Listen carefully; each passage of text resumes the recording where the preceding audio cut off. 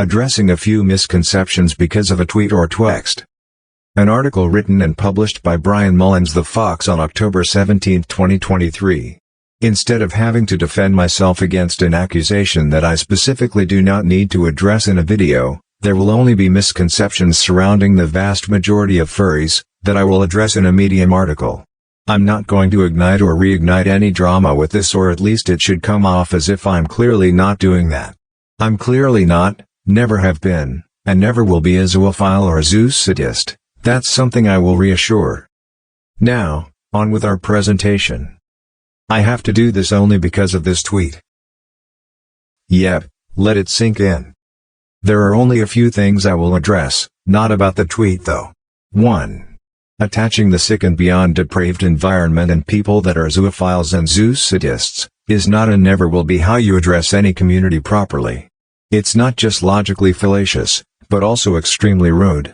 The vast majority of furries who clearly were never involved in any of that behavior to begin with, don't need to be roped and dragged into this mess.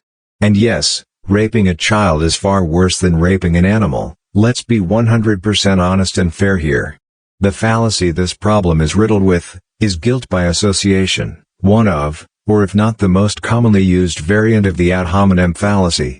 That's exactly like saying that somebody that say you know what ends up having been friends with a particularly shitty you-know-who, attack his critics, then Streisand's the hell out of his history that shows him to be guilty, addressing the predator-hunter community by saying the following: since you are a predator-hunter, you must be a pedophile or a predator yourself. Now, let's change that sentence up to prove the point of this complaint.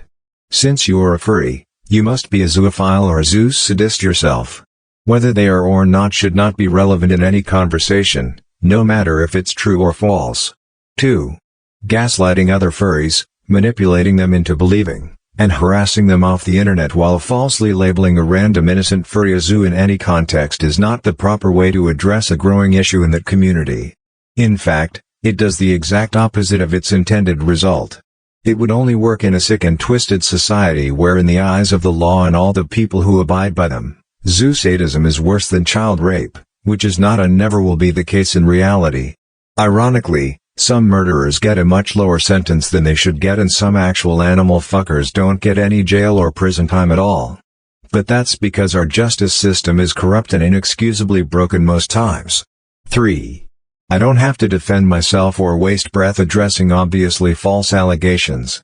And there you have it. I do not know what will happen in the future, but in the meantime, have a good day.